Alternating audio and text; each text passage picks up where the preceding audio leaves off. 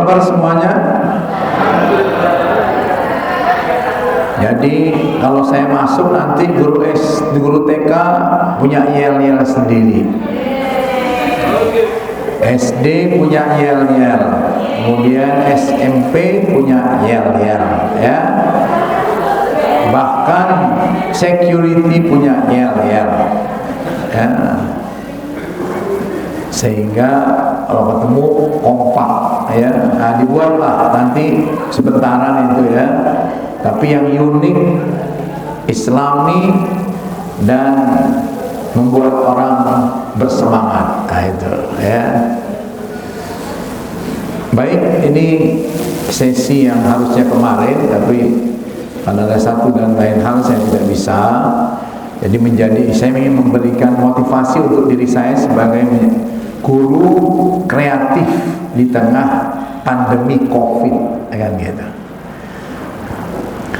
Nah, tentu kita sekarang berdoa kepada Allah agar pandemi ini segera berlalu. Amin.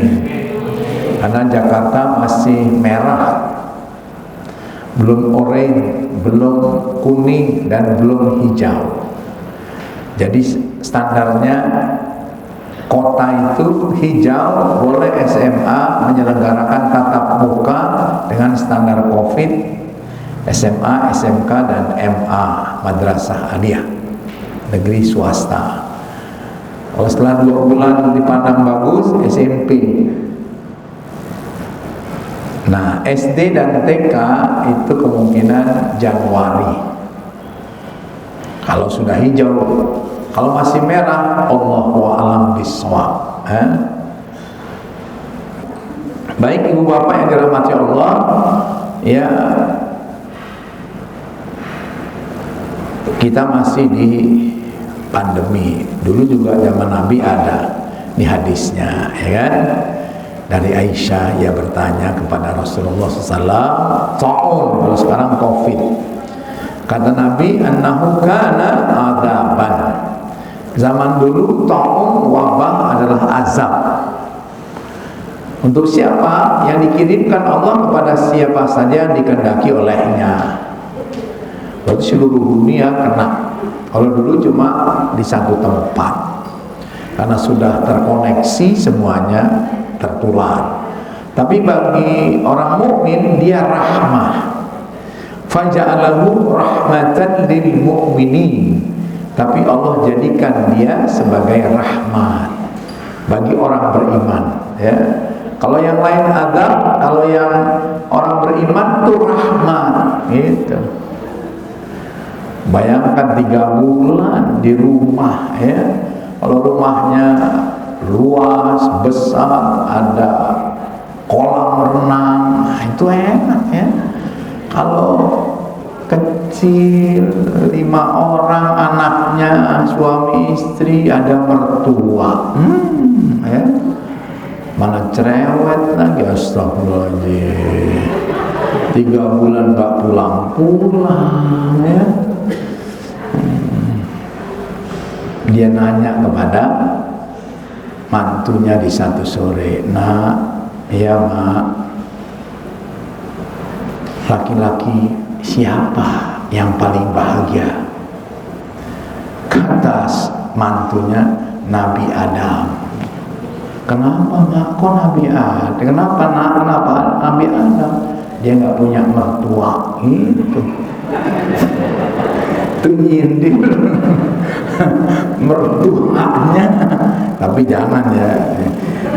Ini kalau mau diceritain silakan, tapi annya, ya, nggak boleh disebutkan, ya.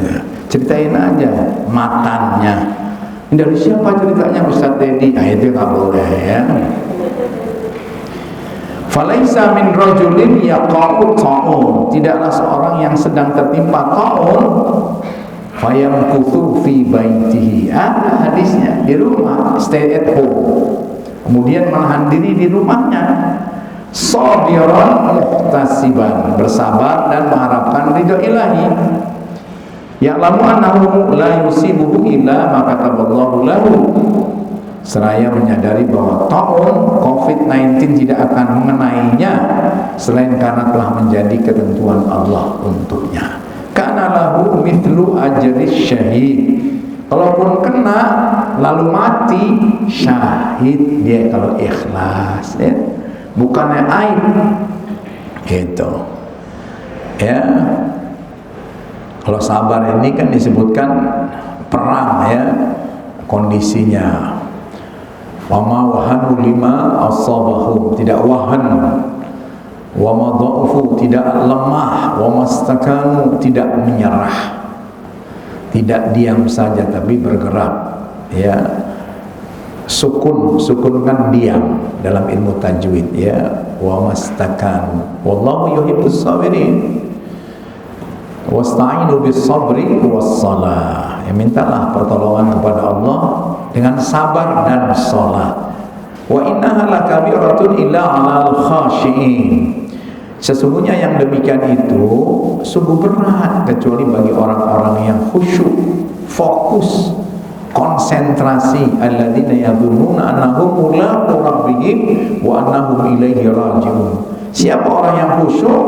Orang-orang yang yakin mereka akan menemui Rabbnya dan bahwa mereka akan kembali kepadanya ya. Ini khusyuk salatnya, sabarnya.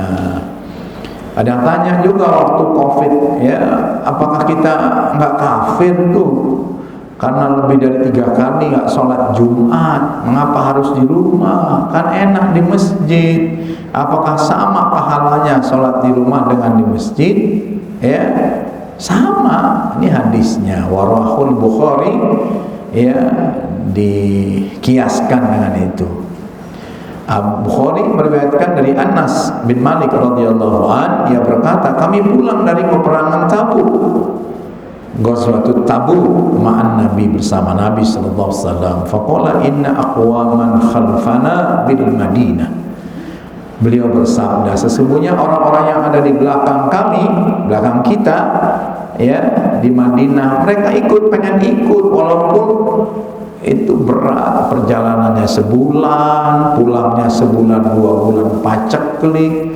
Mereka pengen ikut perang, kata Nabi, tapi mereka nggak punya kuda, nggak punya perbekalan, nggak punya senjata. Gimana? Dengan terpaksa Nabi bilang, kamu di sini aja, pahalanya sama ya.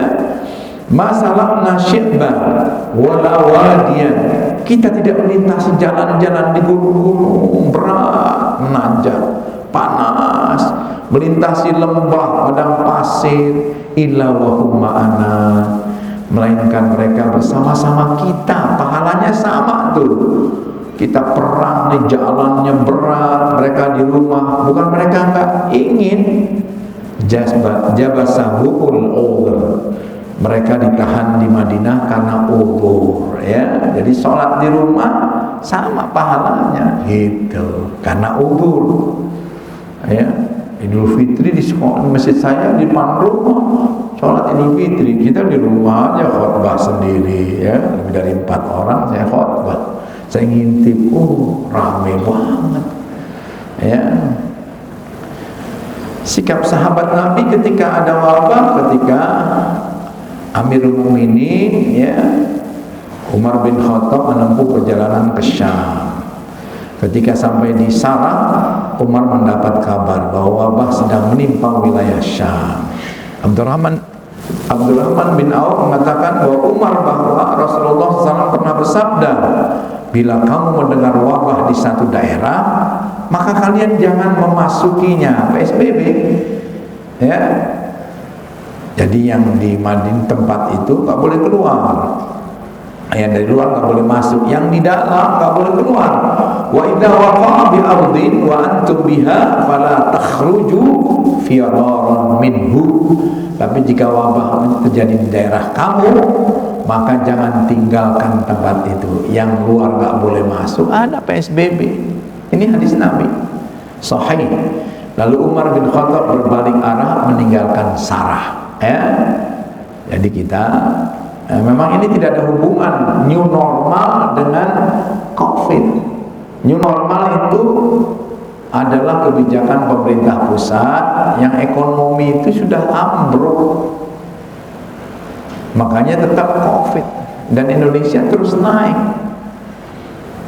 Ya, di Surabaya sudah hitam, makanya wali kotanya sujud, yang ini sujud ya, sujud kepada dokter-dokter, nggak boleh sujud kepada Allah, ya, karena memang banyak orang yang tidak mentaati,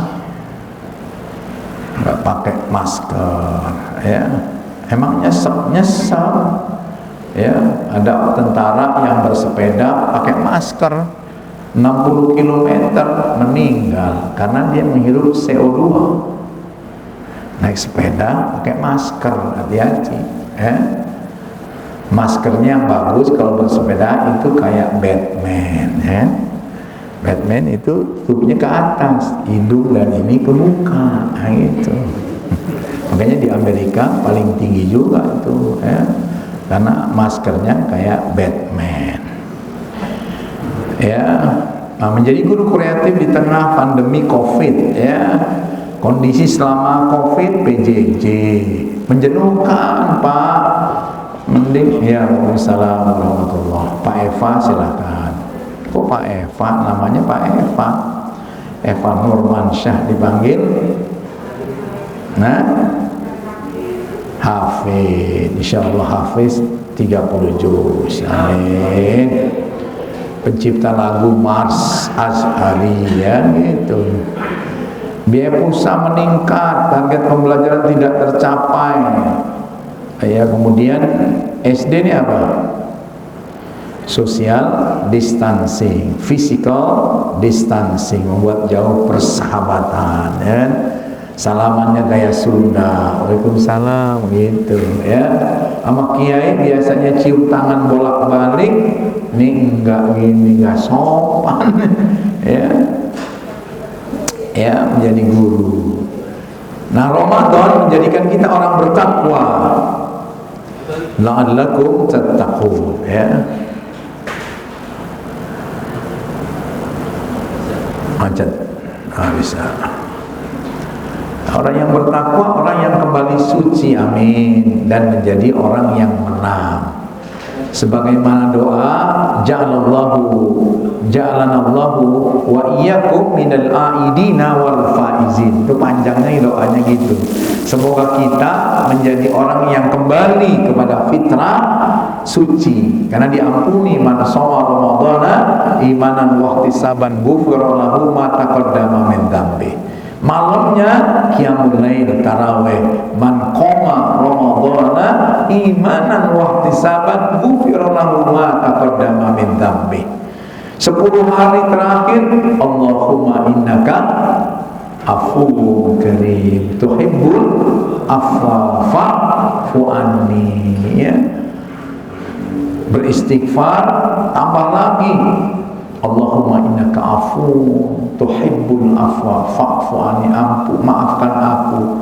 Apa bedanya antara ghafara dengan afwan ya? Kalau ghafara itu dosa kita diampuni di dunia, tapi di akhirat, di mahsyar itu diperlihatkan, nih kamu nih dosa, ngeri, takut. Hanya kita dan Allah, tapi Allah berbisik, aku telah mengampunimu, selesai. Bersyukur.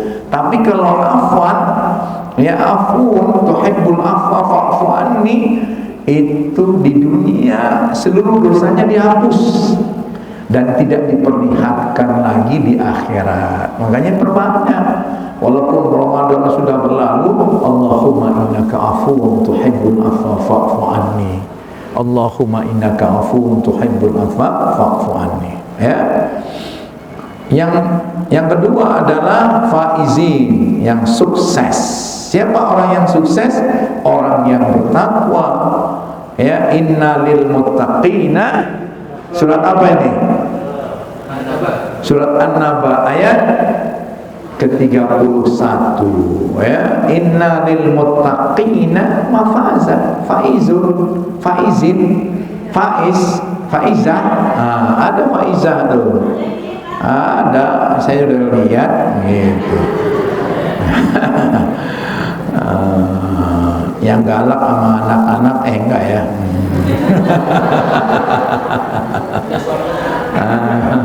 Suaminya kita takut juga dah, nggak ceritain dah ya, mohon maaf.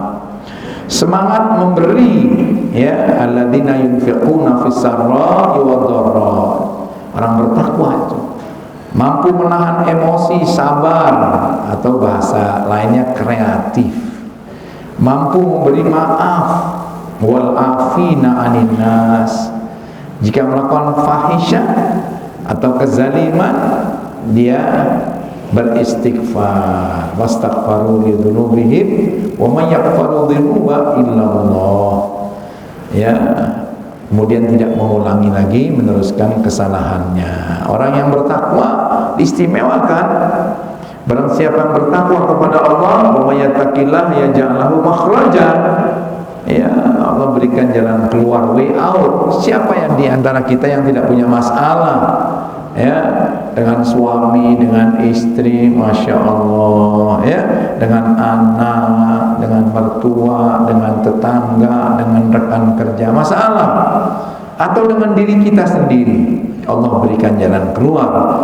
Gak punya rizki, wa yarzuqhu min haitsu la yahtasib. Dia beri rizki dari arah yang tidak disangka-sangka. Wa may yattaqillaha wa may yatawakkal 'ala Allah fa huwa hasbuh. Barang siapa yang berserah diri kepada Allah, Allah akan cukupkan keperluannya. Wa may yattaqillaha yaj'al lahu min amrihi yusra. Barang siapa yang bertakwa, maka akan dimudahkan segala urusannya. Wa may yattaqillaha yukaffir anhu sayyi'ati. Barang siapa bertakwa kepada Allah, Allah akan menghapus kesalahan-kesalahannya ya, wa yu'dhim lahu ajra, dan akan melipat gandakan pahalanya. Jadi orang bertakwa inilah yang Allah berikan jalan keluar. Ayatnya surat apa ini? Wattaqullah wa yu'allimukumullah. Surat apa tuh? Surat Al-Baqarah ayat berapa?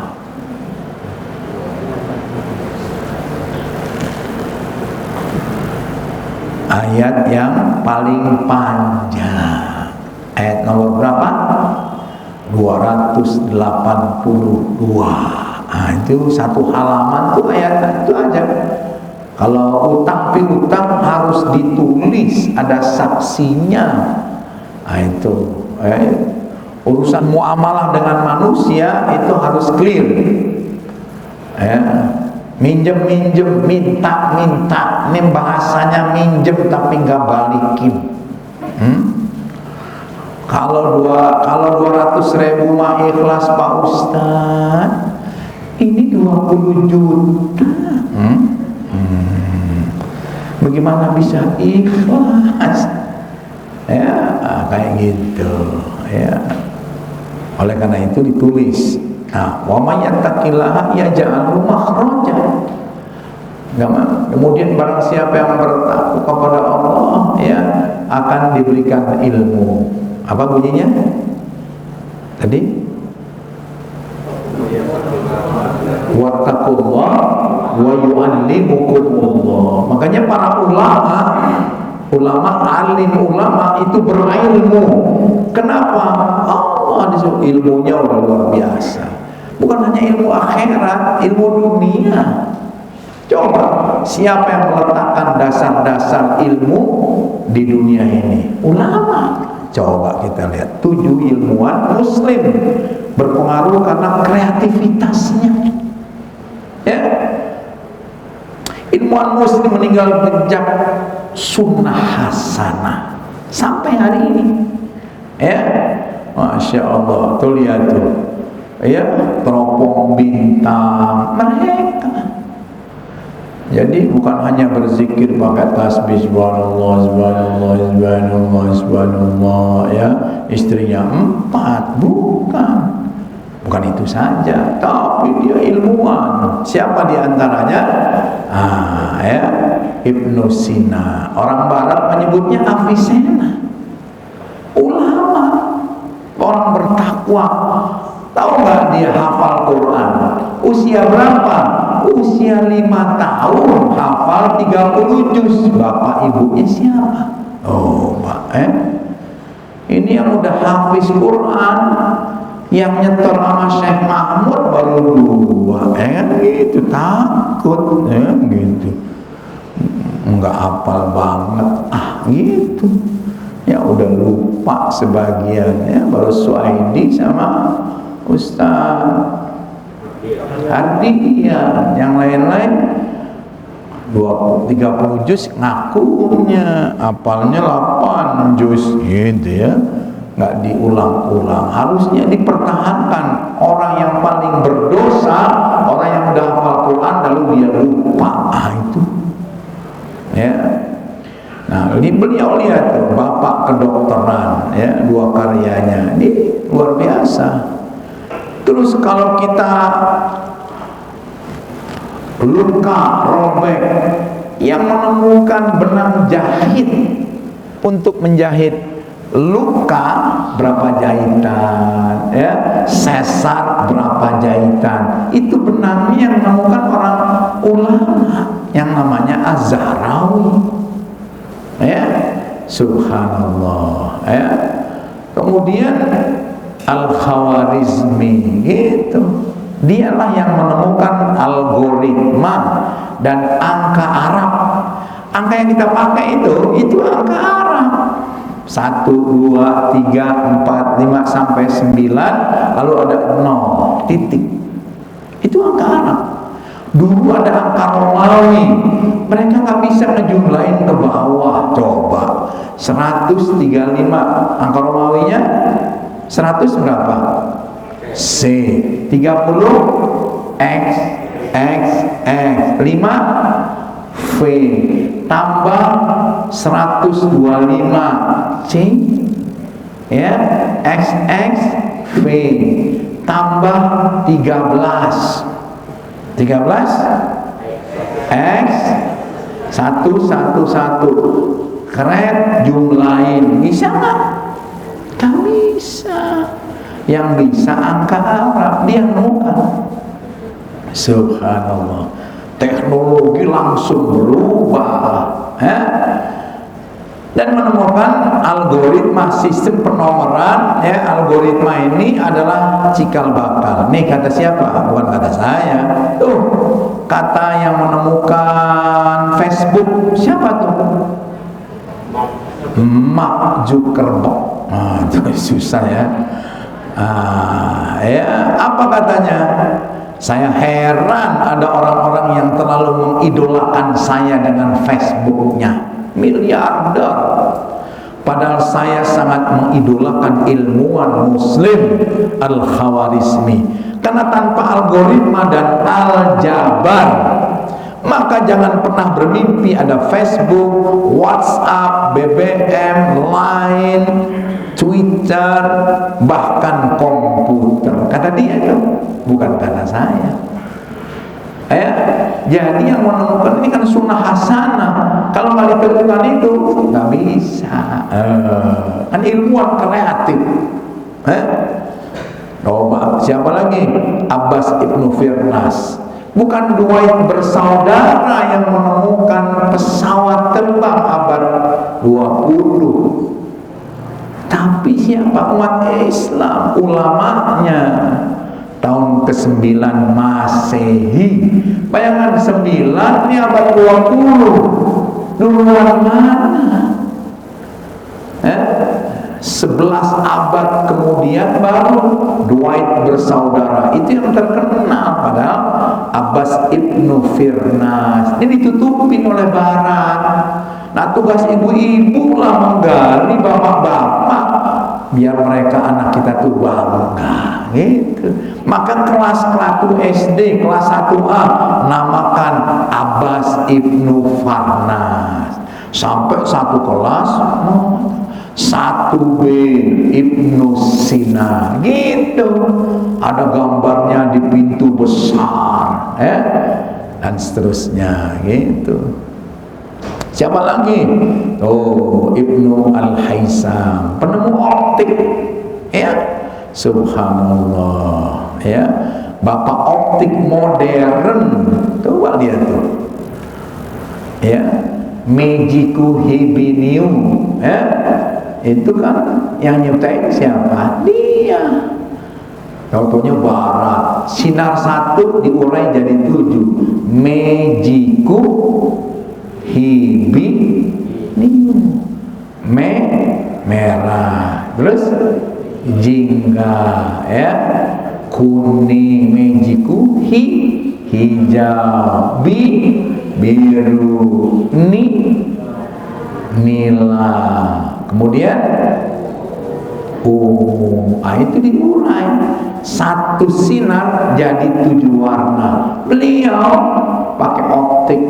Kalau misalnya ngelihat ada kacamata cembung, kacamata pipi, itu yang nyiptakan siapa? Ini abad ke-9, ketika Eropa masih nggak ngerti mandi, gitu. Mandi aja nggak ngerti, ya. Siapa lagi? Jabir Ibnu Hayyan, bapak kimia, ya, ulama semua, ya. Kemudian siapa lagi? Ahmad Ibnu Thulun, pencetus rumah sakit. Jadi rumah sakit modern itu dari Mesir, bukan dari Eropa, Amerika. Itu yang meneruskan, ya. Nah, itu kita harus bangga. Jadi anak-anak kita harus banggakan, Indonesia punya nggak ilmuwan yang diakui dunia? Ada, almarhum Habibie, ya. Pesawat terbang, anaknya tuh bisa menciptakan pesawat terbang, tapi dihalangi. Habibie juga dihalangi, ya.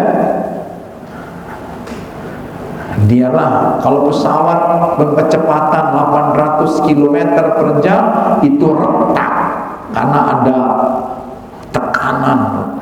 Yang membuat tidak retak itu Habibie, ada rumusnya, makanya dikenal sebagai Mr. Crack, gitu. Ya, dialah dengan kecepatan ini maka tidak pecah. Itu mendapatkan hadiah, harusnya hadiah Nobel, ya. Karena Muslim tidak diakui, ya. Ilmuwan nuklir terbaik di Indonesia Dr. Rerum Naturani dari Jerman, ya. Evi Kartini, ya. Bukan pemain pensiun sinetron preman pensiun. Evi siapa tahu. Iskandar. Berikutnya siapa? Ilmuwan ahli matematik, pemecah rumus Helmholtz, ya. Helmholtz, Yogi Ahmad Erlangga, anak ITB yang kuliahnya di Delft, Belanda. Itu di tanah itu digali untuk mencari minyak. Ini sampai ketinggian ini, sampai ini puluhan tahun. Shell, ya. Kemudian apalagi Pertamina, kemudian ada perusahaan-perusahaan minyak dunia itu nggak bisa menembus. Dia menemukan rumus ini sehingga tembus. Kalau dipatenkan dia kaya raya, ya, miliaran dolar dia dapat. Tapi dia dari salafiyun, udahlah ini ilmunya Allah, maka saya tidak patenkan, gitu. Ya, bayangkan tuh, ini dari TB, ya. Jadi tengah menempuh program PhD di Delft, University of Technology Belanda. Metode baru yang ditemukannya untuk menyelesaikan persamaan Helmholtz membuat banyak perusahaan minyak dunia gembira. Luar biasa itu, ya. Oke lah.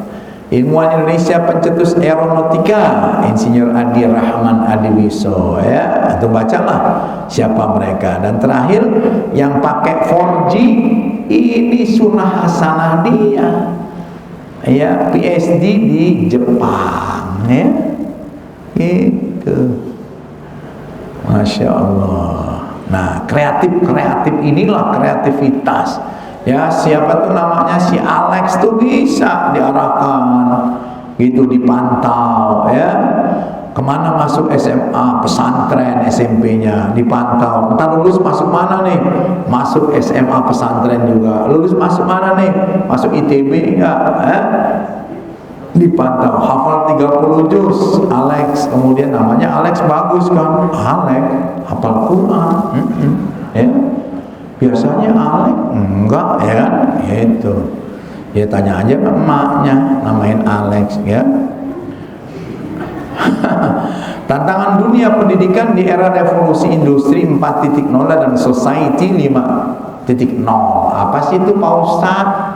Era digitalisasi. Apa itu era 4.0? Ya, itu namanya revolusi industri keempat. Kalau yang pertama di mana?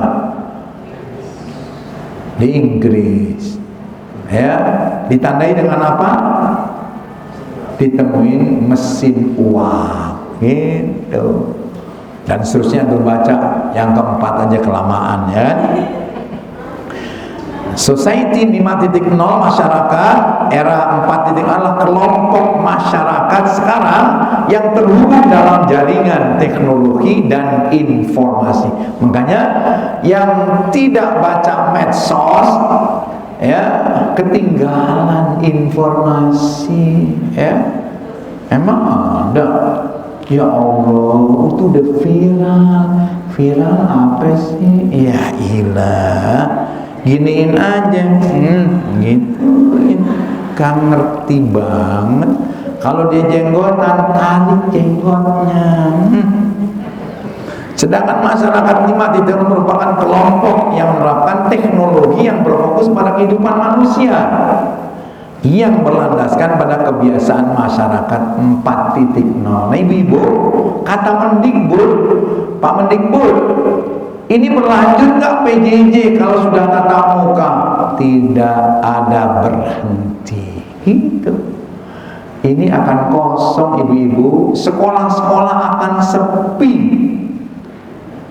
karena memanfaatkan ruang guru. Di rumah aja bisa belajar pakai ruang guru. Makanya teman saya mau ciptain ada ruang guru, ada ruang kelas, gitu.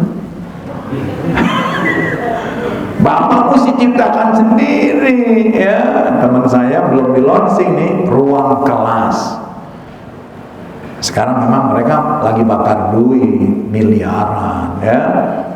Bayangin aja bimbel bayarnya setahun cuma 900.000. Kalau tatap muka sebulan 1 juta.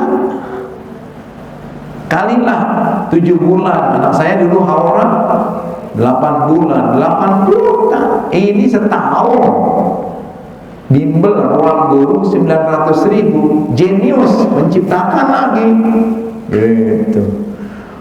Saya pikir waktu saya tidak ceramah, saya bilang nggak diundang lagi nih, COVID nih ya. Biasanya saya keluar negeri, kemudian ada di Melbourne, ya. Kemudian dapat duit nih ya. Ternyata faja'alahu rahmatan lil mu'minin. Banyak dari New York menghubungi saya. Assalamualaikum Pak Ustadz Dedi. Waalaikumsalam. Siapa ini? Saya ini, namanya disebutkan. Dari mana Bu? New York. New York. Ada apa ya Bu? Ini Ustadz ada kajian Ramadan. Ustadz bersedia nggak 2 kali? Oh, siap. Tanggal berapa? Kirim WA saja. Nanti saya lihat jadwal udah penuh atau belum. Gitu ya. Padahal yang offline udah membatalin semua, berarti kosong. Ya, gitu. Pokoknya kalau udah penuh sisipin aja Pak Ustadz, gitu. Siap, gitu. Catet dia WA kan. Telepon lagi dari Kanada. Assalamualaikum, salam, cowok ya, bapak-bapak. Siapa? Kemudian dari Washington DC. Dari mana lagi? Canberra, dari Adelaide, dari Sydney. telepon dari Bojong, ada nggak? Ada dari Bojong. Dari Sragen ada, dari Ciputat, jadi penuh. Udah ruang tamu jadi ruang Zoom, nah, gitu. Hafiz, saya mau ini, Hafiz yang beresin tuh, udah laptopnya, gitu. Udah ceramah, selesai udah WA lagi, kirim noreknya Ustaz. Pakai norek. Ternyata Ramadan penuh, fajalahu rahmatan lil alamin. Sekarang teman saya sudah buka konsultasi keluarga dari Jogja. Kemudian ada lagi, waduh, ini akan kosong kelas, Bu. Sebelum adanya Covid, Abdullah Roy, lulusan Madinah, PhD, dia bikin kelas seluruh dunia orang Indonesia, bahasa Indonesia, usul fikih 1, dan bersertifikat gratis. Kuliahnya setiap hari jam sekian, itu cuma 2 jam, sertifikat gratis. 2 kali usul fik 2, usul fik 3, dapat sertifikat, ada ujiannya. Saya tahunya dari Melbourne, di rumah besan saya, kakaknya perempuan. Bu, lagi ngapain? Shh, lagi ujian Pak Ustadz, jangan nanya-nanya. Pas sudah selesai, Abdullah Roy, ya, di mana dia? Di Amerika. Terus ujian, nih sertifikatnya dikirim, Ustadz, masya Allah, ya. Ibu udah punya 4 sertifikat. Usul dakwah, usul fiqh, ya, luar biasa, gratis. Pesertanya berapa? Dulu 3.000, sekarang udah 10.000. Bayangin. Terus ada gempa di Lombok, Abdullah Roy langsung kirim. Ibu-ibu, bapak-bapak yang dirahmati Allah, jika ingin berinfak, bantu saudara-saudara kata di Lombok, itu masukkan ke rekening ini, gitu. Seminggu 3 miliar. Subhanallah. Ibu, saya mau dirikan pesantren di Amerika, langsung kirim, langsung terkumpul, baru 2 minggu sekitar 7 miliar. Enak nggak? Gratis. Wah. Jadi ibu bapak kreatiflah, jangan berpikir sekarang nih, tapi nanti. Oh iya ya, nggak usah ke sekolah, dapat duit kuliah, memberi kuliah, nah, gitu. Ini bagusnya hafiz Quran, menemukan metode. Siapa yang mau, kalau itu mah udah biasa, saya punya metode ngapal dari belakang surat. Apa dari belakang? Biasanya dari depan, alif lam mim dzalikal kitabu. Nah ini dari belakang, gitu. Wah hebat, ya kan? Mantap. Nah ini Society 5.0, ya, industri 4.0 ditandai apa? Tuh, 75 sampai 300 juta tenaga kerja global beralih profesi, mati. 1,8 juta pekerjaan digantikan oleh artificial intelligence, robot, AI, ya. Karena mereka punya big data dan AI. Ini yang mahal sekarang, ya. Teknologi akan melahirkan berbagai profesi yang saat ini belum ada, yang sudah ada ganti. Itu di Amerika sekarang ada supir Grab yang sudah, bukan Grab ya, apa namanya, Uber, ya. Uber itu sudah tanpa driver, itu udah dicoba di New York, pesen, ya, datang ke sini dong, udah langsung mobilnya datang. Gak ada supirnya, berani nggak? Jika gak ada supirnya, masuk di situ, jalan, sampai ke mall, ya, udah kita buka, dia jalan lagi. Masya Allah, itu ada jinnya gitu. Oh di kampung bapak ibu, ya, di Sragen, di Solo, ya amit-amit. Gak mau, ya kan? Kemudian ini nih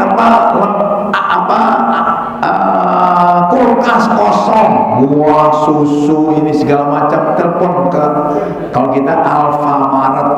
Kalau sekarang pakai gosen. Di Amerika itu langsung pakai helikopter, turun, robotnya keluar, masukin ke kulkas di jalan. Masya Allah, yang itu masukin, udah tahu. Coba gimana? Aduh, coba lihat di YouTube, ada, Masya Allah, ya. Nah, industri 4.0 dan society 5.0, literasi baru. Apa? Literasi data, literasi teknologi, literasi manusia. Dan kita harus menjadi pembelajar sepanjang hayat. Dan Rasulullah sudah mengatakan, utlubul ilma minal mahdi ilal lahdi. Itu kan bahasa onta, yang bahasa Inggrisnya enak. Educational principle, ya kan? Long life educational principle, prinsip pendidikan seumur hidup, sepanjang hayat, ya. Nah itu. Nih kita lihat nih prestasi International Student Assessment PISA 2015, ya. Dari 70 negara, Indonesia untuk urusan sains ranking ke-62 dari 70 negara. Alhamdulillah masih ada di bawah, Pak Ustaz. Matematik 64 ranking kita dari 70 negara. Kalau reading membaca 63 dari 70. Thailand lebih tinggi. Vietnam aja lebih hebat. Coba lihat Vietnam, 30/70, matematik 8/70. Yang hebat lagi Singapura. Pak Irawan, Miss Riana, Miss Prita itu pernah ke Singapura, ya. Lihat tuh, sains, matematik, reading number 1. Makanya mereka leading, Kanada, Jepang, ya, Masya Allah. Makanya SDM Indonesia masa depan harus kita perhatikan. SDM yang bercirikan jujur, akhlak mulia, mandiri dan berintegritas. Ini berkarakter, harus kita tanamkan kejujuran. Multi kecakapan abad 21 dan bersertifikat, berpikir kritis, kecakapan berkomunikasi, kreativitas dan inovasi, kolaborasi, kerjasama, kecakapan literasi, lulusan vokasi, berkompetensi dan bersertifikat. Nanti pakai semuanya tuh kayak robot. Ya, elastis dan pembelajar sepanjang hayat. Apa maksudnya? Ya, berkemampuan akademis, berpikir kritis, berorientasi kepada pemecahan masalah, bukan bikin problem, tapi problem solving. Ya, berkemampuan untuk belajar meninggalkan pemikiran yang lama, belajar lagi untuk hal yang baru, memiliki keterampilan pengembangan individu dan sosial, termasuk kepercayaan diri, motivasi, komitmen terhadap nilai-nilai moral. Inovatif, SDM pembelajar yang inovatif punya jiwa menjadi entrepreneur. Jadi ibu-ibu tanya saksinya Pak Hadi ketika masuk kelas 8 SMP, tanya, siapa yang mau jadi insinyur, siapa yang mau jadi dokter, siapa mau jadi ini, sedikit, siapa mau jadi pengusaha, hampir semua. Ini anak, ya, subhanallah, keluarga negaraan global, ya. Nih, ya, itu yang dilingkari. Nah, karena kita pendidik generasi beda dengan kita, generasi kita sebut milenial, padahal bukan milenial, itu generasi Y, ya. Generasi Y, milenial, usia 21 tahun ke atas, bukan generasi yang anak-anak kita. Generasi anak kita yang di bawah usia 21 tahun yang kuning, ya. Dia hobinya gadget, smartphone seharian, demen banget libur dia. Games lebih banyak 2 sampai 3 jam per hari, ya. Nah, fenomena negatifnya apa? Kids zaman now, gue kok sama ya dengan ayam tuh, ya, ada jenggernya, ya. Ini generasi yang selalu galau, banci sosial, ya, nggak ngerti laki perempuan, yes or no, or, ya, tidak produktif, bahkan konsumtif, destruktif, nauzubillah min zalik. Sudah balik namun belum akil. Apa bedanya? Tidak anak-anak lagi tapi belum dewasa, kurangnya mandiri, ditolongin melulu, emosinya tidak stabil, kurang terampil sosial, gampang terhadap keyakinan agama yang bahaya, ya. Seks bebas, LGBT, gangguan psikologis, ya. Dan sebuah komparasi, apa tuh akil, apa itu balik. Kalau akil tuh mental dewasa, kalau balik fisik. Ya, akil itu akal, pendidikan tuh pengaruhnya. Tapi kalau balik nutrisi, udah gede, tinggi, lebih tinggi dari kita, tapi masih pelangak-pelongok, bengong, kedogolan, ya. Berkembangnya akal, kalau ini berkembang nafsu, fungsi tanggung jawab, ini fungsi reproduksi, mandiri, tanggung jawab, life and death instinct. Nah, kalau yang sebelah kiri itu peran ayah. Coba lihat dalam Al-Quran ada 17 dialog antara anak dengan ayahnya. Makanya pakai bin, di Malaysia masih tuh, ya. Misalnya anaknya Pak Riawan, siapa namanya? Aisyah. Aisyah binti Irawan. Di Malaysia sebutkan semua anak milik bapaknya, gitu. Binti, ya. Begitu, ya. Anaknya pakai Ustaz Herun Hilmiah binti Asrul, gitu, ya. Disebutkan namanya bin dengan binti, milik bapaknya. Makanya kalau di Arab itu namanya nggak panjang-panjang karena dipakai bin, satu kata aja. Kalau kita kan anak 3, Muhammad, ya, Fikri, Abdul Aziz, gitu. Ada 3, ya. Perempuan juga begitu. Kalau orang Arab 1, ya. Misalnya Fikri bin Fawaz bin, gitu, ya. Ini di kelas ada 6 Fikri, tapi binnya yang beda, gitu. Fikri yang 5 itu rajin, hebat prestasinya. Fikri yang 1, ya, dia malas, nggak masuk melulu, ngantuk, dia begadang di kelas, ngantuk melulu, ujian tidak lulus. Kenapa? Soalnya, lembar soal ditaruh di bangku, didudukin, tinggal lembaran jawaban, terserah dia. Ini A, B, cepet, 10 menit udah selesai, nggak mikirin soal. Pas ada pengumuman ditanya, Fikri, lulus nggak? Lulus. Kok nggak ada namanya? Ada. Fikri kan ada banyak. Fikri. Yang nggak lulus bapak saya. Gitu.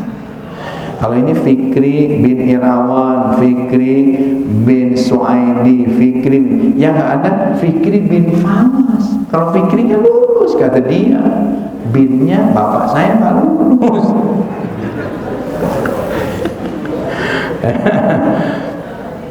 Ya, ciri-ciri generasi Y, akrab mahir menggunakan gadget karena lahir di era digital, lebih senang yang cepat, instan, kurang dapat berlaku sopan, maklumi. Ini menurut pengamatan.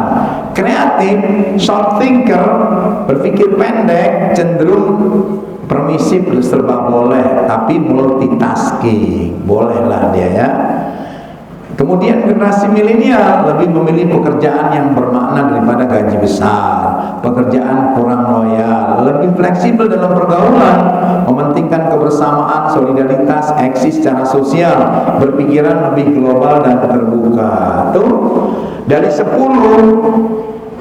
nilai prioritas mereka, jangan bicara politik kepada mereka, itu ranking ke-10 kekuasaan, tapi yang nomor 1 itu kekeluargaan, kebersamaan, kesejahteraan, kemandirian, stabilitas, tradisi, hedonis, serba boleh, kemudian stimulasi, prestasi, kekuasaan, politik. Jadi jangan bicara politik sama anak milenial, nggak suka dia.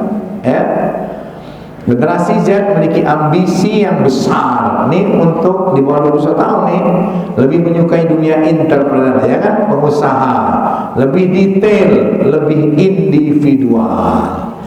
Generasi Z-nya perkembangan fisik tidak beda dengan generasi yang lain, tapi perkembangan kognitif sosial lebih banyak dipengaruhi dengan lingkungan sosial dan perkembangan teknologi yang ada, menjadi lebih kritis, kreatif, lebih sedikit berinteraksi sosial secara nyata, lebih individual, faktor-faktor yang mempengaruhi. Jadi waktu saya jelasin ini kepada generasi milenial, jadi insya Allah kita di surga itu enak, uncang-uncang kaki, baru niat.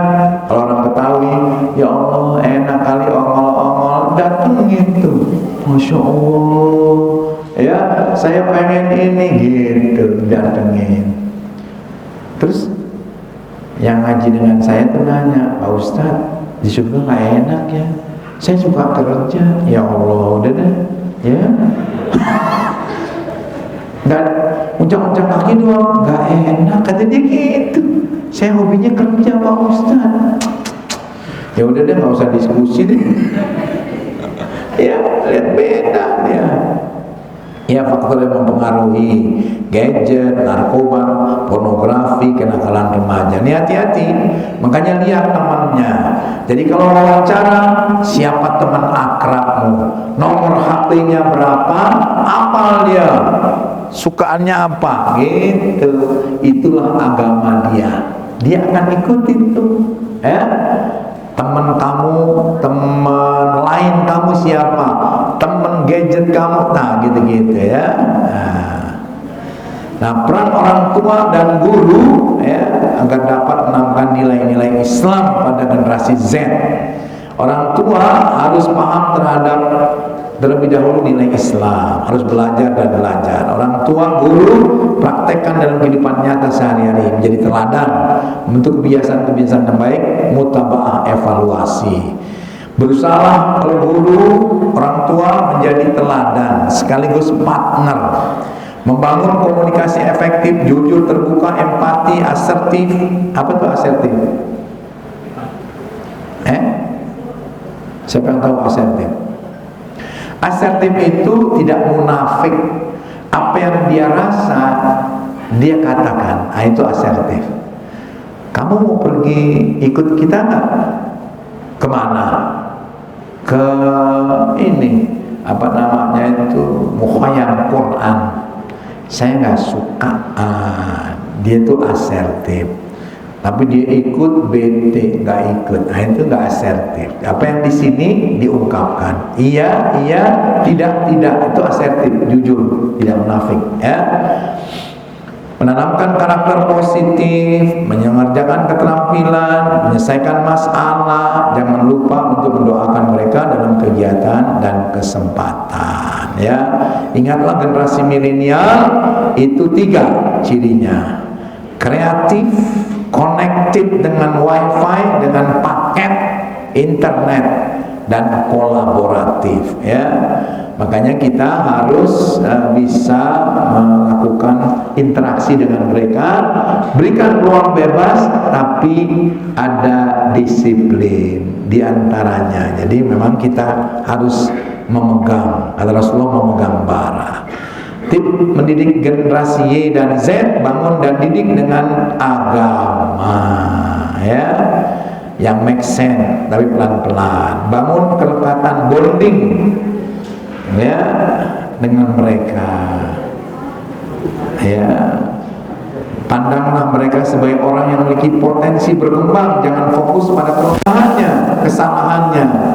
Batasi penggunaan gadget, ya. Menjadi guru kreatif di saat COVID. Ayo peras otakmu agar keluar ide gagasan brilian untuk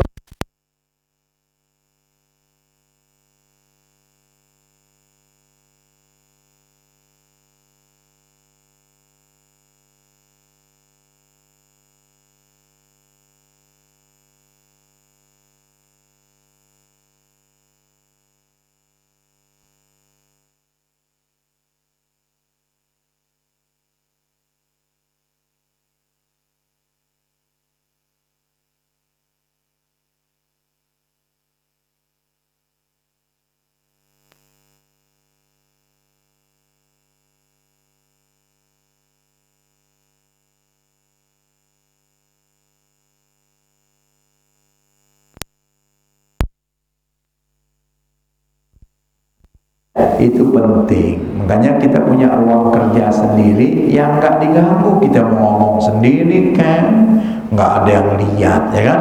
Kunci. Kreatif. Apaan tuh kreatif gitu? Nanya terus contoh-contohnya apa?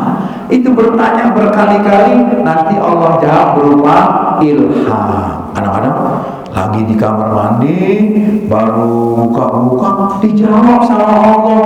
Ada di sini, gitu. Lo pakai lagi, kan jadi, catet. Sebab itu jawaban cuma sekali, nggak bakalan terulang. Kalau kita nggak ini, catet, lagi masak, catet, tinggal matiin dulu kan, catet. Nah, gitu, ya. Hafiz, ayo apain? Ya lagi telepon, ya sebentar to file, catat, satu, dua, itu jawaban yang tidak terulang lagi dari pertanyaan kita. Itu kreatif, ya. Keluarkan ide-ide gagasan sambil jalan, saya main bola, ya, kayak gitu. Nah ini dia bertanya, ya, Masya Allah, siapa nih? Ganteng banget gurunya, ya. Anak murid senang banget, ya. 10 tip menjadi guru kreatif. Cinta profesi. Ngajar deh, nggak cinta tuh, capek deh, ya. Diam-diam pulang. Pribadi pembelajar. Yang kedua, berpikir terbuka. Nah, ini pelatihan ini dari Pak Heri itu harus banyak. Menyukai tantangan, pandai berkomunikasi, bersahabat dengan buku, internet, dengan Google, cerdas menggunakan teknologi, pandai manfaatkan keterbatasan, orientasi masa depan, tumbuhkan religiusitas, ya. Nah ini bapak-bapak dan ibu-ibu harus punya pandangan. Saya udah kasih tahu, belum tentu benar. Coba, ya. Saya memang sudah 57 tahun, tapi nanti sudah tidak ada, mungkin Anda akan mengalami itu. Ngajar yang walaupun Anda bosan itu di depan laptop, makanya punya gadget, punya ini, itu punya bikin kreativitas yang sebanyak-banyaknya.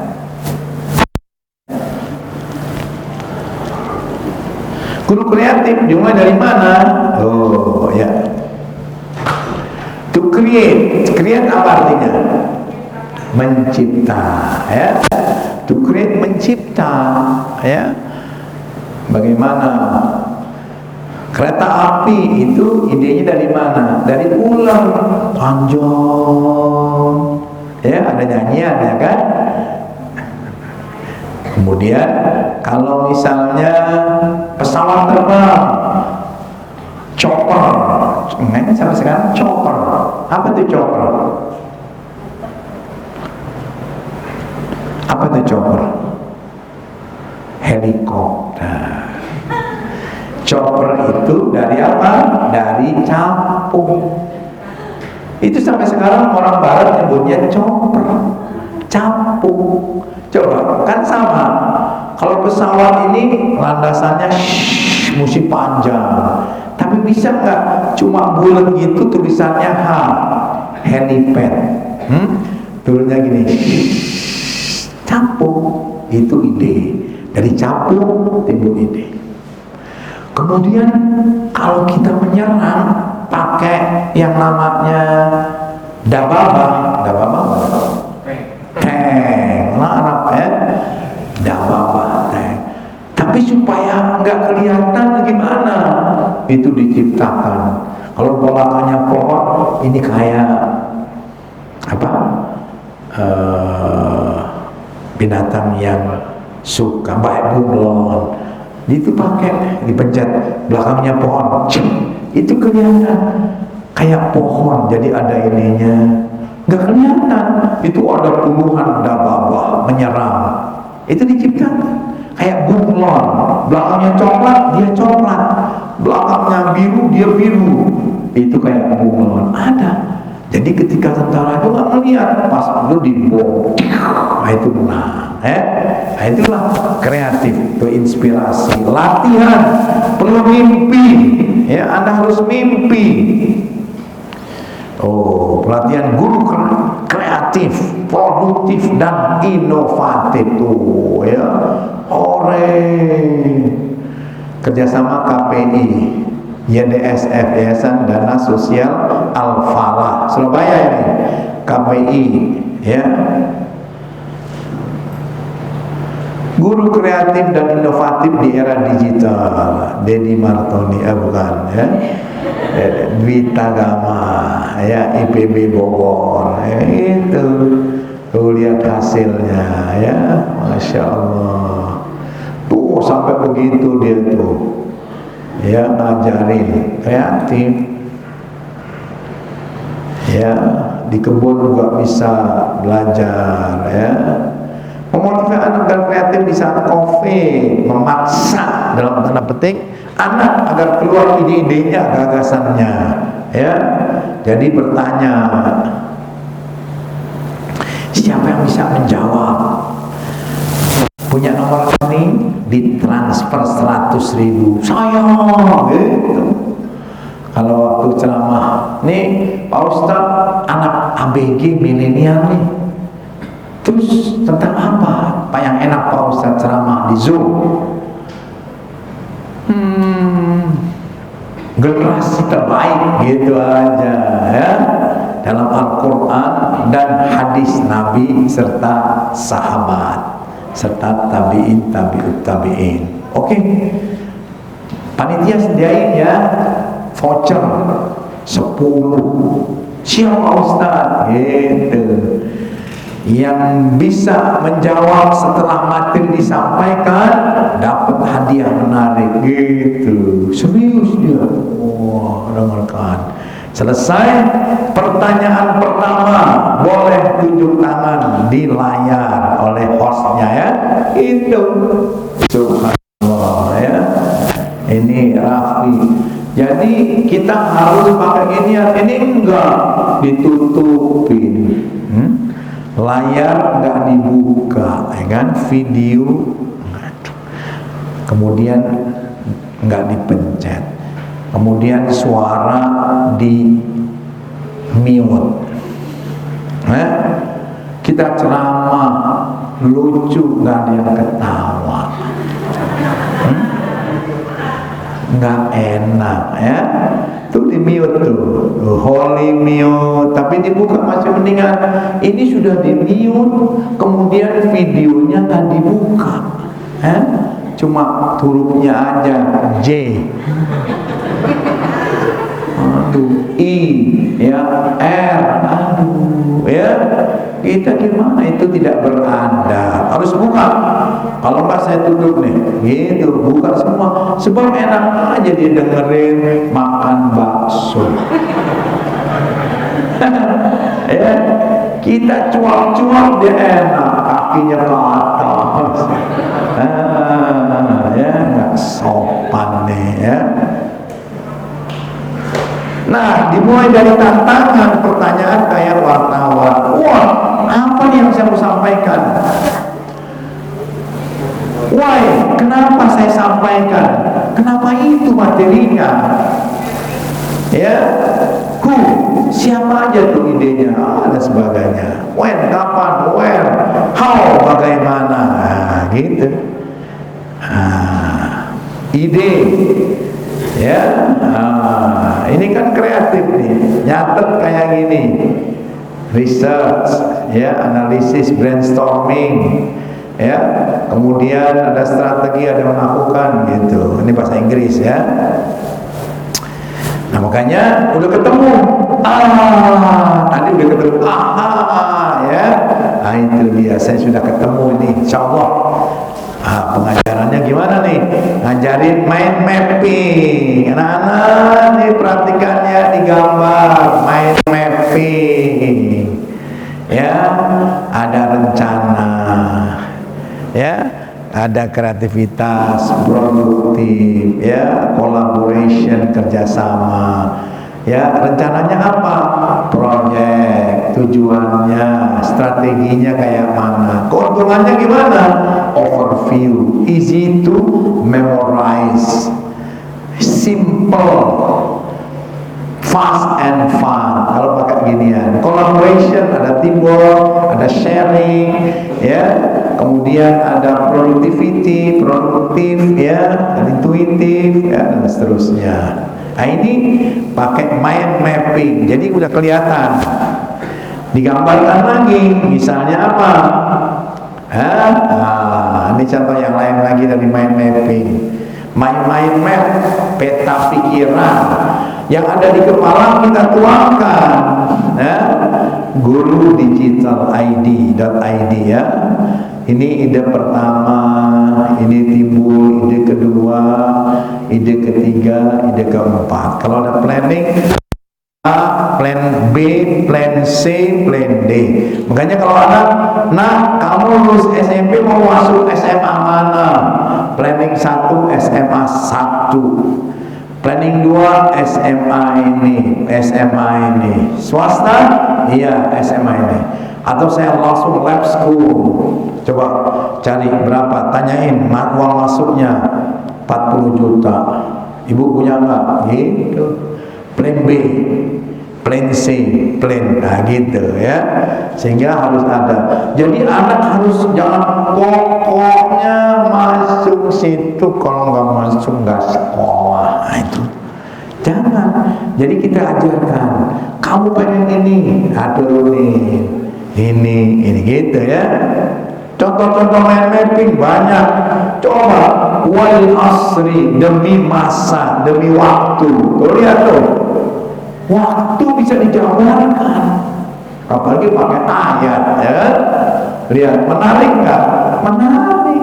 Apalagi kalau misalnya ini bisa ngajar kayak gini, menarik, gitu, ya.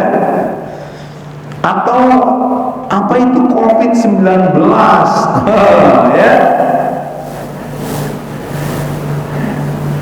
Ini versi pemerintah, gitu. Dibikin dulu. Apa ya? Satu apa? Koordinasi Kemenkes, kantor kesehatan pelabuhan, rumah sakit rujukan. Yang kedua, edaran kewaspadaan kota kabupaten. Ketiga, call center. Keempat, 5, dan seterusnya. Itu peta pikiran kita. Ngajarin anak juga harus bertahap, ya. Mengajarin apa? Sejarah kerajaan Islam IPS, Samudra Pasai, ada lambangnya tuh.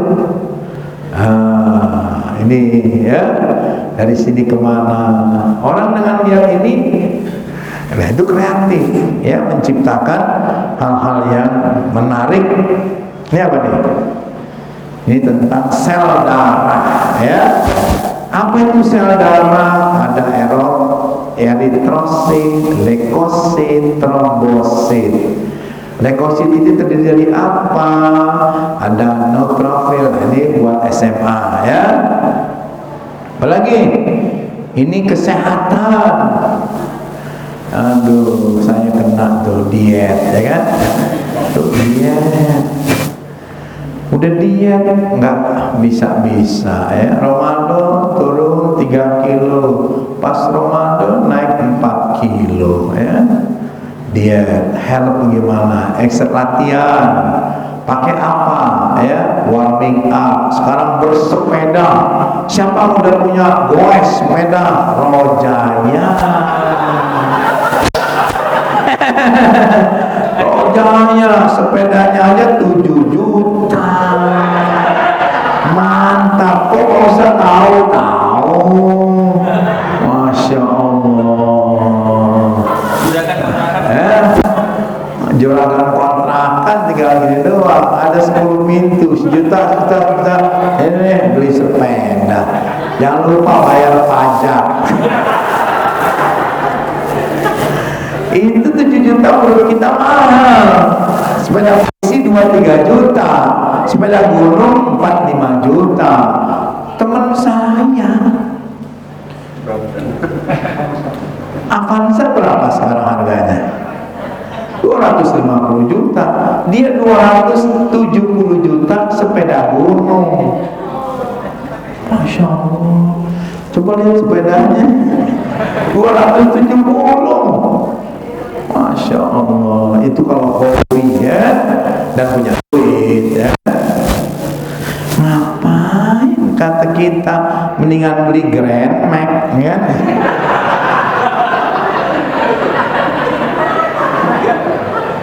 Kita bilang, kok belinya itu, orang-orang beli Alphard. Ini Alphard juga, Alphard dikutuk Grand Max.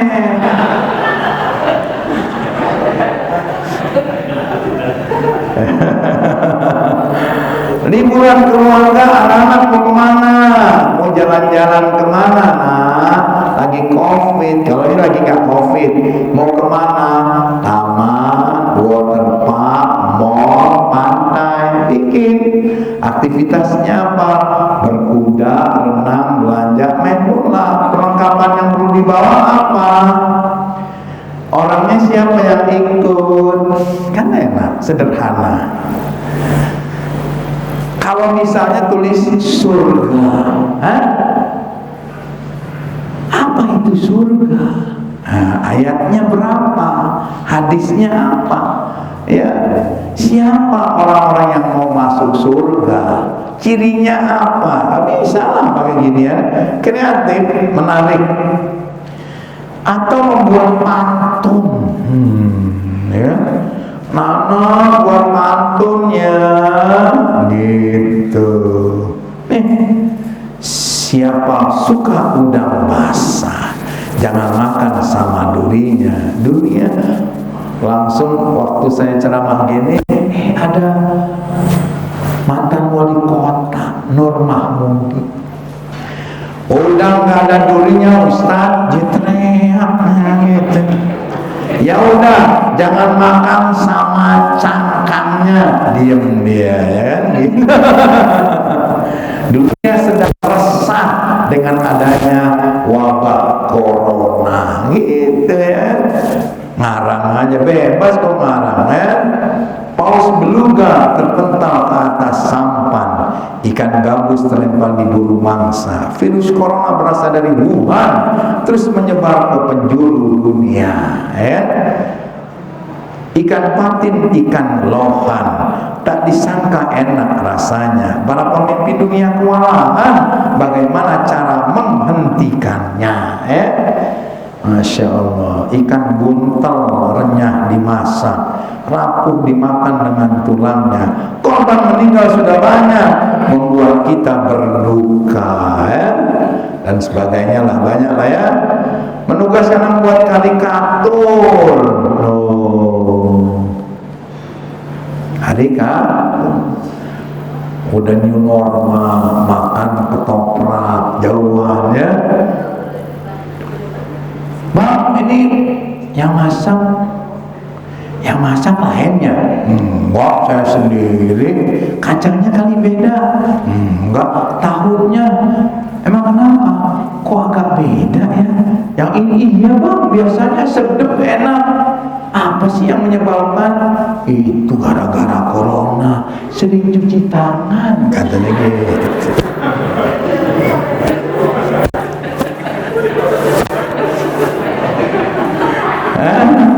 Jadi sedapnya dia nggak cuci tangan. Ya kan? Jadi enak Pak Ustaz, nggak mau beli lagi. Ya, oh anak lebih kreatif tuh, ya macam-macam lah ya. Corona kecil, kata corona, tapi banyak. Ya, berkenalan dengan COVID, jauhkan tanganmu dari wajah, dan seterusnya lah. Menarik ya tentang corona. Oh, anak-anak lebih pintar, ya kan? Macam-macam ya karikaturnya, lapangan bola juga tuh ya, masya Allah. Nah inilah sebagian. Guru bersama anak membuat cerpen, membuat video pendek, video hafalan Quran, merekam suaranya, merekam cerita Ramadan, lebaran di rumah, melihat ceramah para ustadz dan sebagainya. Banyak. Saya udah bilang kepada Miss Ida, guru olahraga, gimana caranya? Ikutin kita di Zoom satu susah. Ya, susah. Ya, anaknya lewat, mak pipis satu, pipis aja.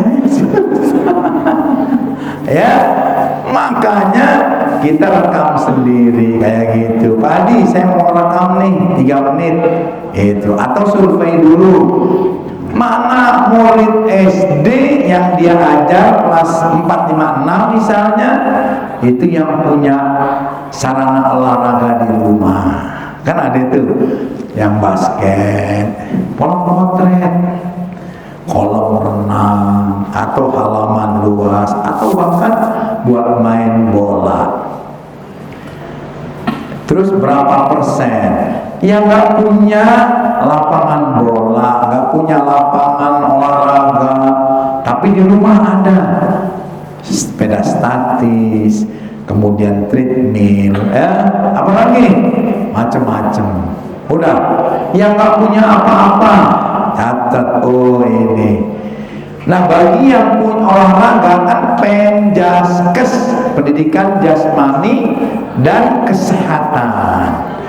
Ya, selama COVID 3 bulan makannya dari mana? Tanya. Dari GoFood. Pesannya apa? Menunya tolong tulis. Selama 3 bulan mie semua. Ya. Saya makan rendang, soto mie, mie instan rasa makan soto mie instan, soto mie rasanya doang ya. Waduh, padahal kalau makan mie boleh. Hari Senin makan mie, 3 hari kosong, baru makan mie lagi. Sebab dia mengandung plastik. Perut kita rusak. Anak UI, anak seorang Sumatera meninggal dunia ya, di kosannya karena dia beli Indomie berdus-dus dan hanya itu hobinya, kemudian menggelepar, meninggal ya. Naui di kosannya, padahal dia bolehnya Senin, Selasa, Rabu, Kamis, Jumat boleh makan lagi. Kalau Jumat, Sabtu, Minggu, Senin, Selasa boleh makan 4 hari. Kalau mau bersih juga ya, maka airnya nggak boleh dicampur. Masak biar matang, airnya berwarna, buang. Bumbunya nggak usah, itu mecin semua ya. Makanya separuh saja. Cari garam yang sehat, campur, itu sehat gitu. Nah, kalau kita lihat itu, kita nasihatin. Coba menunya robah, bilang sama mama. Nah, dia sehat, kita kasih nilai kesehatan gitu. Kamu olahraga nggak? olahraga, renang berapa kali? Kan punya kolam renang. Punya berapa kali kamu renang setiap hari? Berapa lama? Catat. Tolong direpot. Apa yang kamu rasakan? Saya segar. Kasih 7, kasih 8. Kan nggak capek. Kita masih doang. Kreatif. Kalau yang nggak punya apa-apa di YouTube cari yang senang. Kalau nggak di situ senang 3 menit kirim di WhatsApp. Ibu tolong ya, ini panduan untuk senang. Seperti ini kebugaran. Sambil duduk boleh nggak? Ada yang nomor 2 sambil duduk bisa senang. Tapi kursinya yang model kayak gini sehingga kita ini bertumbuh di sini, kakinya lurus, tahan. Kemudian begini, ini untuk yang ini. Kemudian dan seterusnya. Boleh. Kreatif. Udah makan belum? Laporan WhatsApp. Alhamdulillah sudah ada rekamannya. Nilai itu kreatif. Sebutkan banyak sekali hal yang terkait dengan itu. Allahu Akbar. Semangat. Belum punya ya. Nanti mungkin besok kalau masuk lagi TK langsung yel-yel, boleh berdiri SD, SMP gitu. Selamat mencoba. Jadi kreatiflah Bapak dan Ibu sehingga Bapak disenangi. Ibu bagus menunya, itu kesehatan. Bapak jangan makan mie terus, anaknya bahaya. Tapi habis dia hobi sambel itu level maici berapa tuh 30, pantesan perutnya sakit terus. Boleh makan sambal tapi dia netral, minum susu putih dulu. Jadi untuk menetralisir. Jadi minum susu sampai di sini, dijagain. Makan sambal itu dia bereaksi, dia akan keluar. Kuat ya, Masya Allah. Anak nomor 1 saya itu, Masya Allah, sambal itu banyakan sambalnya mana nasinya. Emang kenapa? Enak gitu. Tapi pagi-pagi sakit ininya karena digerus. Ini kuat, enak di sini. Makanya revolusi sosial itu adalah tubuh kita. Yang nampung siapa? Perut rakyat. Yang di atas mah enak. Enak nih, masuk sini penjawat sampai sini, nggak didengar, perutnya sakit, revolusi muntah. Itu teori revolusi itu gitu. Pimpinan nggak ngedengerin, sakit nih, biarin, yang penting enak di sini. Demikian, terima kasih atas segala perhatian. Mohon maaf atas segala kekurangan. Mudah-mudahan ibu bapak buatlah suasana di kelas, di rumah, jadi guru yang menyenangkan. Jadilah guru yang ketika mereka pulang anak kita ceritanya bagus. Makanya buatlah yang menarik. Saya punya cerita yang semua kemarin ditraktir waktu belum COVID oleh murid saya, murid SD. Namanya Teguh, kecil, anak miskin, cadel, tapi baca puisinya Diponegoro. Pede dia. Kampungnya kumuh di tanah tinggi. Kemudian dia selesai dan telepon tiba-tiba, Pak Deddy Martoni, masih kenal saya? Siapa ya? Saya Teguh, murid Bapak. Masya Allah Teguh, Bapak mau diundang kuliah subuh. Di mana? Di daerah Cilincing. Jauh amat. Depok, Cilincing, jam 3. 3 saya mesti bangun berangkat, dijemput katanya, atau nginep di rumah saya. Baik, tapi kita ketemuan dulu, kata dia. Boleh ketemuan ya sama teman-teman seangkatan, Rifnila, Firdaus ya, cerita. Alhamdulillah Pak Dedi, emang ini saya Bapak Dedi, itu cerita-cerita Bapak menginspirasi saya dan teman-teman. Apa? Saya lupa kan. Pak Dedi itu sering cerita. Saya muridnya kayak gini, murid-murid SD. Masya Allah, Bapak udah tua, naik sepeda reot, kemudian kesalip. Tahu kesalip, keserempet, Mercy, Bapak jatuh, agak luka, diturun, keluar pakai dasi ganteng. Kemudian wanita cantik nolongin saya, Bapak nggak apa-apa, besot aja. Kemana sakit Pak? Nggak usah. Udah Bapak ikut aja gitu. Saya ceritakan itu Teguh. Gitu kan? Ini ketemu di bandara, ketemu ini. Dan itu katanya menginspirasi saya. Alhamdulillah saya kuliah di Jogja. Sekarang saya punya 17 perusahaan.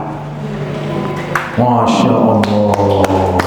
Seneng gak punya murid SD itu punya 17 perusahaan? Saya seneng banget. Mau traktir Bapak nih. Di mana? Jangan jauh-jauh dah, di Depok aja. Di mana Pak? Sabu Haji. Boleh. Tahu gak Sabu Haji? Siapa udah belajar Sabu Haji? Bayarnya 180.000 per orang. Waktu kemarin dikasih daging, terus bebas makan apa saja. Itu Sabu Haji Jepang ya. Luas di Jepang. Boleh Pak, boleh nggak saya bawa istri, bawa anak, bawa mantu? Silakan gitu. 1, 2, 3, 4. Teguh, ada 9 orang bawa juga, Masya Allah. Yang ke bawah siapa? Istri saya doang. Sibuk yang lain. Katanya banyak Pak. Iya nggak ke bawah. Gitu sibuk. Akhirnya dia makan, ada temannya berempat. Subhanallah, ya di training. Bapak sering ke luar negeri? Sering. Ada kafe saya. Yang mana Bu? Yang ini. Jadi Bapak datang lapar, pulang atau pergi ke luar negeri, itu ada kafe saya yang di situ lengkap. Terus kamu di mana? Ya saya di mana-mana. Terus kalau saya telepon nggak bisa, nggak usah ditelepon, kasih aja. Dia bilang ini passwordnya, ini punya Teguhnya gitu. Pasti tanya, Pak Dedi ya, gitu. Iya, makan sepuasnya gitu. Subhanallah ya. Dia punya perusahaan, ya pokoknya kayak raya lah ya, alhamdulillah. Nah ini penting, murid-murid SD yang tadi menginspirasi ya. Jadi diingat, ditraktir, dan itu banyak sekali. Saya ketemu di Jerman, saya ketemu di sini, itu murid-murid saya banyak ya. Oleh karena itu, ibu bapak sudah banyak berapa angkatan, tapi yang berkesan berapa orang. Jangan sampai ada murid yang seperti ini. Murid pakai moge, motor gede. Itu bapak gurunya waktu SD jalan di pinggir jalan, mungkin di sekolahan jalan. Apa dia bilang? Saya mau tabrak biar mati. Setelah diselidiki, murid itu mengatakan, kenapa kamu ingin begitu? Saya benci sama guru itu, wali kelas saya. Saya sering menjadi cemoohan, diketawain teman-teman. Saya dendam, Masya Allah. Untung dia nggak jadi lakukan itu. Jangan sampai gitu. Itu ada guru, murid yang dendam. Oleh karena itu, hati-hatilah ibu bapak ya, dalam ucapan. Dia kecil sekarang, kelas 1 SD, tapi dia punya rekaman, ya. Jadi baiklah, hati-hati ngomong, ya. Oh, kamu nggak bisa, sini, nanti istirahat 10 menit aja menghadap ibu, ya. Mana yang nggak? Oh, dibantu. Wah, subhanallah, ya. Ini pesan saya. Ya, demikian. Assalamualaikum warahmatullahi wabarakatuh.